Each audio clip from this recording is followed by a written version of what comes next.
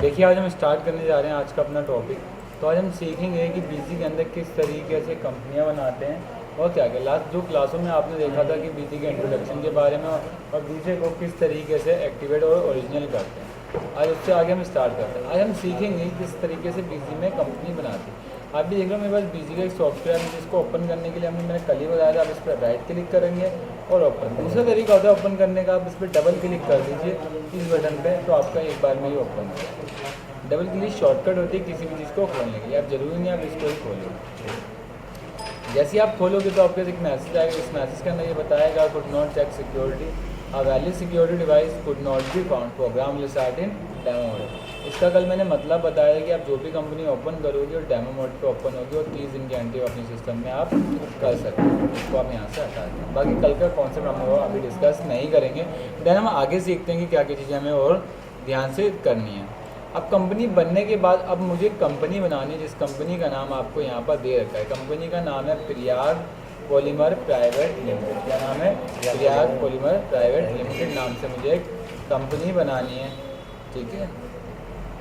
But problem ये है कि कंपनी मैं यहाँ पर जाके डायरेक्ट क्रिएट कंपनी करके कंपनी नहीं बनाऊँगा, क्योंकि अगर मैं डायरेक्ट कंपनी करूँगा तो मुझे ये पता नहीं चलेगा मेरी कंपनी कहाँ बन गई। अभी सोचिए, हमने कुछ लोकेशन या स्पेसिफाई तो करा नहीं कि हमारी कंपनी कहाँ बने। तो अभी आप लोग बना लोगे तो कंपनी अजीब जगह बन जाएगी, आपको पता नहीं चलेगा कंपनी बनेगा। तो हम लोग जब भी कंपनी बनाते हैं, कंपनी बनाने से पहले हम एक लोकेशन देते हैं कि भाई मेरी कंपनी इस जगह पर जाके बनी हो, ठीक है। जैसे यहाँ पर हम इस लोकेशन को देंगे। किस तरीके से लोकेशन देंगे? लोकेशन देने के लिए आपको आना पड़ेगा सेट डाटा डायरेक्टरी। कहाँ जाएंगे? सेट डाटा डायरेक्टरी पे आएंगे और यहाँ से एक कंपनी बनाएंगे। सबसे पहले हम यहाँ पर उस कंपनी का लोकेशन देंगे जहाँ पर आपकी कंपनी बनी होगी या आपको जहाँ कंपनी बनानी होगी। तो अभी ये कंपनी की लोकेशन क्या है? D drive. डी ड्राइव कैसे? अब अगर अपने सिस्टम में देखना चाहो तो आपके सिस्टम में दो ड्राइव, एक सी ड्राइव और एक डी, मतलब सी ड्राइव और डी ड्राइव। तो आप इन दोनों में रख सकते हैं। क्लियर है? मैं कैसे आया था? मैंने राइट क्लिक करा, शो द डेस्कटॉप पे गया और यहाँ से माई कंप्यूटर को जब मैंने ओपन करा तो आपने देखा कि मेरे पास सी ड्राइव है और साथ साथ डी ड्राइव। क्लियर है? कोई प्रॉब्लम है? अब मुझे डी ड्राइव में एक फोल्डर बनाना है और उसके अंदर एक कंपनी बनानी है, ठीक है। अब मैंने इस ड्राइव को खोलने के लिए वही कॉन्सेप्ट वो अपनाया कि मैंने इस पर डबल क्लिक करा। जैसे ही डबल क्लिक करा तो कंपनी ओपन हो गई। उसके बाद इस पर राइट क्लिक करा, न्यू पे गया और यहाँ से फोल्डर ओपन कर लिया और फोल्डर का नाम मैंने दे दिया प्रयाग पॉलीमर प्राइवेट लिमिटेड। ये हमने यहाँ से कंपनी का नाम दे दिया। अब मैं चाहता हूँ ये वाली लोकेशन बीजी के अंदर फिक्स हो जाए कि जो भी कंपनी बने उस लोकेशन के अंदर बने। फोल्डर हमने कहाँ बनाया था? डी ड्राइव पे। हम इस लोकेशन पे क्लिक करेंगे, यहाँ पर आएंगे और यहाँ से डी ड्राइव पे जाएंगे, ठीक है। और यहाँ से हम देखेंगे डी ड्राइव का, तो हमने डी ड्राइव पे गया। सबसे पहले ऐसा होता है, आप इस प्लस पे क्लिक करेंगे तो एक्सपैंड हो जाएगा एंड देन फिर आप इसको सिलेक्ट करके डी दबा दो। हमारा क्या है? प्रयाग। तो प्रयाग का पहला वर्ड क्या है? पी। तो देखो पी दबाओगे तो Payal Prayag polymer private limited, Prayag R and Prayag private limited company है आपकी कंपनियाँ। अब आपकी जो भी कंपनी बनेगी वो स्पेसिफाइड डी ड्राइव के अंदर प्रयाग पॉलीमर प्राइवेट लिमिटेड के अंदर कंपनी बनेगी एंड देन यहाँ से आप इसको ओके कर। तो आपकी कंपनी कहाँ से बनेगी सर? अब कंपनी बनेगी डी ड्राइव में प्रयाग पॉलीमर प्राइवेट लिमिटेड के अंदर आपकी कंपनी बनेगी। उसके बाद आप कहाँ जाएंगे? Create company. लोकेशन देने के बाद सारा प्रोसेस करना है, क्योंकि ये वन टाइम करते हैं। हम जब कंपनी बनाते हैं, कंपनी तो एक ही बार बनाएंगे, उसको हमें लाइफ टाइम यूज़ करना होता है, ठीक है। क्लियर है? हमें तो यूज़ करना होता है। बस प्रॉब्लम आती है, प्रॉब्लम हमारी ये आ रही है कि अगर मैं यहाँ से लोकेशन नहीं देता तो मेरी कंपनी नहीं पता चलती। इसलिए बहुत इंपॉर्टेंट चीज़ है। लोकेशन देने के लिए इसमें आना पड़ेगा। सेट डाटा लोकेशन देंगे और सर इसमें सी ड्राइव है और डी ड्राइव है, क्योंकि हम कंपनी बनाएंगे वो डी ड्राइव में बनानी पड़ेगी। आप कहीं बना सकते हैं, ऐसा डिपेंड ऑन आपके ऊपर डिपेंड है कि आपको कैसे बनानी है। आपको सी ड्राइव में बनानी है, आपको डी ड्राइव। जौन सी ड्राइव में आप उस ड्राइव में बना सकते हैं, स्पेसिफाई नहीं है आपको इससे बनाए। बहुत से लोग पेन ड्राइव में बनवाते हैं, तो आप पेन ड्राइव की लोकेशन दे दो बस, और कोई अंतर नहीं। और डाके क्रिएट कंपनी पे आए एंड देन यहाँ से हम कंपनी को क्रिएट करेंगे। अब कंपनी का जो भी नाम होगा यहाँ से वो नाम डालें। जैसे मेरी कंपनी का नाम है प्रयाग, तो मैं यहाँ से प्रयाग पॉलीमर ऑटो प्राइवेट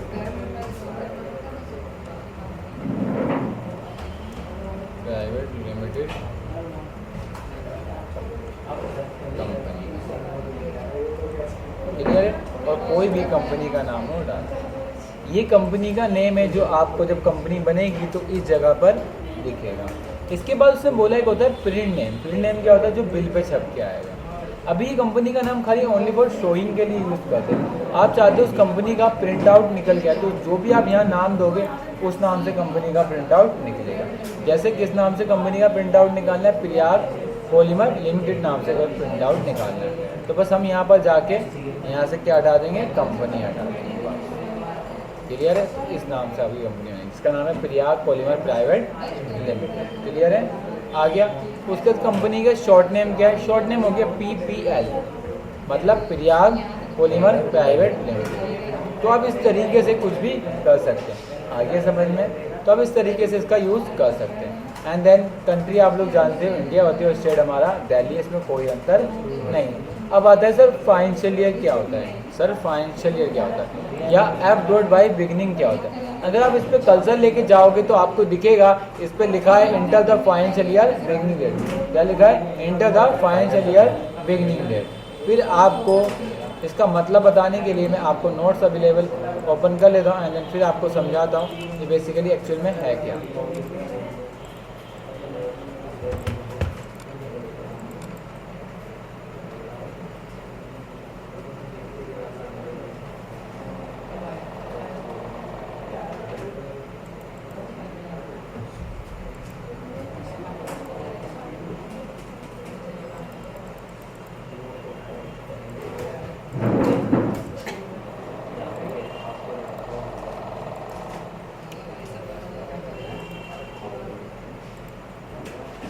ठीक है, यहाँ पर आपको दिखाया गया है फाइनेंशियल ईयर क्या होता है।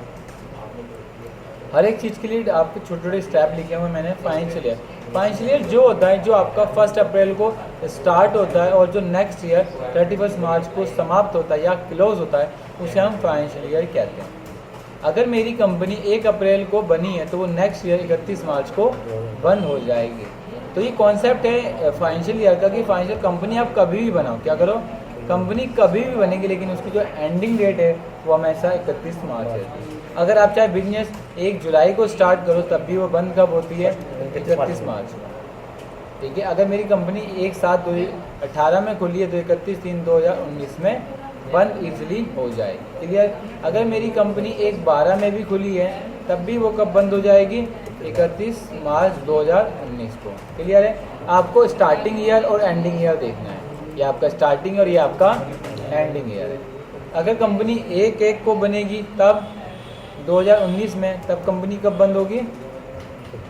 31/3/2019। क्योंकि देखिए अप्रैल से दिसंबर तक 9 महीने होते हैं, उसके बाद जनवरी फरवरी। तो ये पार्ट ऑफ का कौन से ईयर का हो गया? ये हो गया 18-19 का हो गया। क्लियर है? इसलिए यहाँ पर कुछ इस तरीके से हुआ। क्लियर है? फाइनेंशियल समझ में आप कॉमन सिंबल से ये बात समझे। कोई बच्चा एडमिशन लेता है तो उसकी क्लास 31 मार्च को बंद होती है, चाहे वो अप्रैल में जाए या जुलाई में जाए या अगस्त में जाए। सेम यही कॉन्सेप्ट आप यहाँ पर फॉलो करोगे। अब ऐसा नहीं है कि सर मैं अप्रैल को गया हूँ जुलाई को गया तो मेरी क्लास जुलाई को बंद होगा, ऐसा कोई सिस्टम नहीं है। 31 मार्च में खत्म होना है, बिल्कुल एंडिंग आ जाएगी। अब एक नीचे टॉपिक दिया है बुक कमेंसिंग फ्रॉम, आपको कंपनी कब से स्टार्ट करनी है। मैंने बोला जिस दिन मेरा फाइनेंशियल ईयर बनेगा उस दिन से कंपनी स्टार्ट करनी, कोई अंतर नहीं करना है। एंड देन कंपनी का जो भी एड्रेस हो, तो आप यहाँ देख सकते हैं कंपनी के एड्रेस के लिए बोला है हमने बुक कमेंसिंग का लिखा है। इसका मतलब ये होता है कि आपको एंट्री कब से करनी। जैसे अगर मैंने इसमें 10/12/2017 की डेट डाल दी तो इससे पहले की मैं कोई भी एंट्री नहीं कर सकता, इसलिए आप हमेशा फाइनेंशियल ईयर में फाइनेंशियल ईयर की डेट ही डालेंगे। क्लियर है? एड्रेस में हम कंपनी का एड्रेस डालते हैं। इसमें 4 लाइनें होती हैं, एक लाइन में हम 40 वर्ड तक ही लिख सकते हैं। कितनी लाइनें होती हैं? 40। अब यहाँ पर कंपनी की 40 लाइनें दे रखी हैं, 1 2 3 4। क्लियर है? तो हमें जो भी कंपनी का एड्रेस दिया है वो एड्रेस हम यहाँ से डाल देंगे। एड्रेस दिया है 24, ठीक है, तो यहाँ पर 2483.24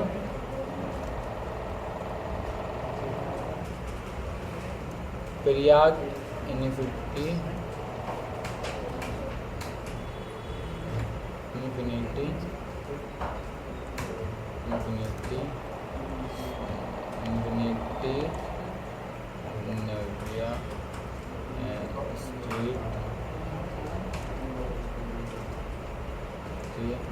behind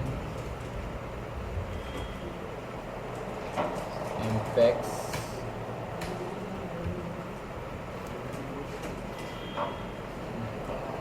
Cinema,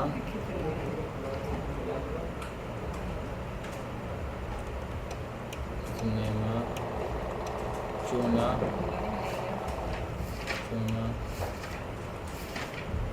मंडी,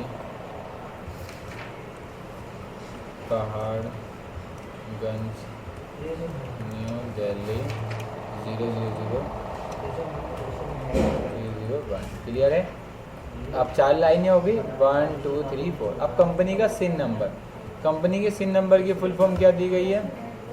कंपनी की सिन नंबर की फुल फॉर्म होती है कोऑपरेटिव आइडेंटिफिकेशन नंबर। क्या होती है? Cooperative identification number. ठीक है, ये कंपनी को इशू किया जाता है आइडेंटिटी के लिए। किसके लिए इशू किया जाता है? आइडेंटिटी के लिए। और ये कितने अंक का होता है आपका? 11 और 21 डिजिट का होता है। कितने डिजिट का होता है? 21। इसका एक पैटर्न है, पहला जो वर्ड होगा वो स्टार्ट होगा किससे? यू से स्टार्ट होगा। जो फर्स्ट डिजिट होगी या लिस्टिंग स्टेट बोलते हैं स्टेटस, वो किससे स्टार्ट होगा? आपका यू से। मतलब जो भी आपका पहला कैरेक्टर स्टार्ट होगा वो आपका यू से स्टार्ट होगा। कौन से स्टार्ट होगा? आपका यू से स्टार्ट होगा। उसके बाद जो नेक्स्ट वर्ड स्टार्ट होंगे 5 वर्ड, वो आपके इंडस्ट्री के कोड स्टार्ट होंगे। ठीक है, इंडस्ट्री के जो भी आपके कोड होंगे वो 5 डिजिट तक आपके कोड होंगे। उसके बाद कंपनी का शॉर्ट कोड आएगा, जैसे DL, MH। दिल्ली के लिए DL लगाते हैं, महाराष्ट्र के लिए MH लगाते हैं। ठीक है, कानपुर के लिए KL लगाते हैं। तो जैसे जैसे हमें लगाना होगा वो लगा देंगे। उसके बाद हमारे 4 डिजिट कौन से होंगे? ईयर के होंगे, जो हमारा ईयर चल रहा होगा। उसके बाद टोटल आपके इस तरीके से 21 डिजिट हो जाए। क्लियर है? अब आता है IT पैन कार्ड नंबर। क्या आता है? IT पैन कार्ड नंबर, जिसको हम बोलते हैं income tax personal account number. क्या फुल फॉर्म है इसकी? Income tax personal account number. ठीक है, इसको एक बार आप पढ़ लीजिए कैजुअली।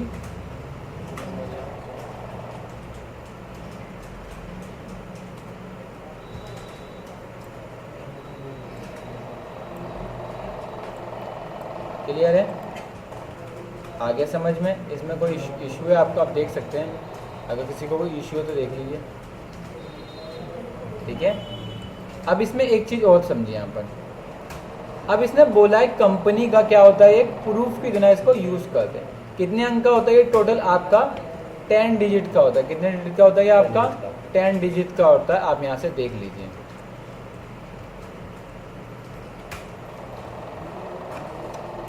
कितने डिजिट का होता है ये? 10 डिजिट का होता है। शुरू के पहले जो 5 अक्षर होंगे वो अल्फा होंगे, बाद के 4 अक्षर न्यूमेरिकल होंगे और लास्ट का एक वर्ड अल्फा होगा। टोटल कितने होंगे? शुरू के पहले 5 अल्फा, 4 न्यूमेरिक और 1 अल्फा।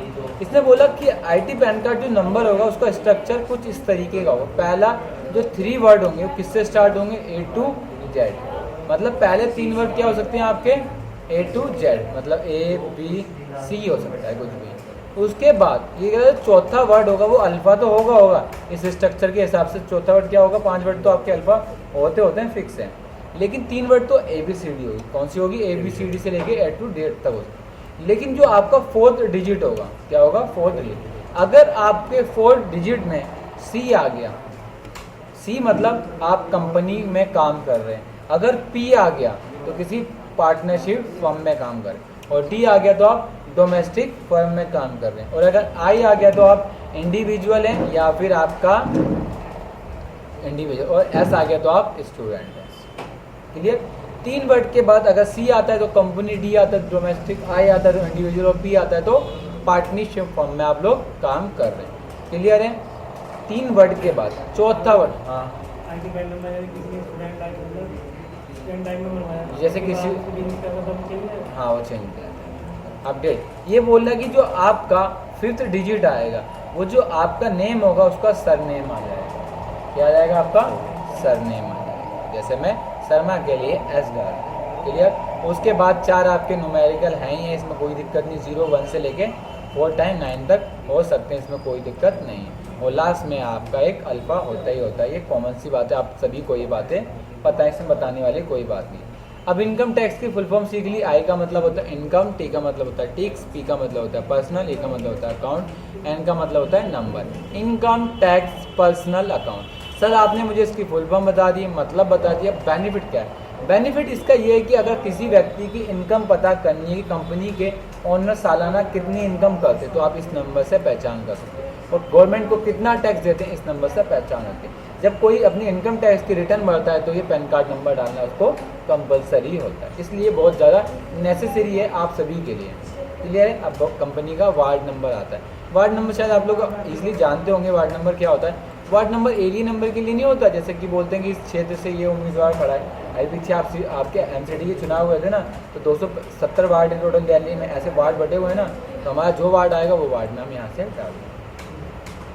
टेलीफोन नंबर, कंपनी का जो भी टेलीफोन नंबर होगा वो टेलीफोन नंबर डाल देंगे। एक चीज़ हमेशा इसके अंदर आप लोग याद रखेंगे, इसके अंदर आप मैक्सिमम कितने नंबर डालेंगे? मैक्सिमम आप इसके अंदर 3 नंबर डाल सकते हैं।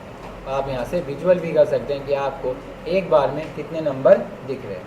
क्लियर? तो कितने नंबर डाल सकते हैं? 3 नंबर। और कंपनी का कोई भी फैक्स नंबर आपको डालना है तो आप यहाँ से फैक्स नंबर डाल सकते हैं।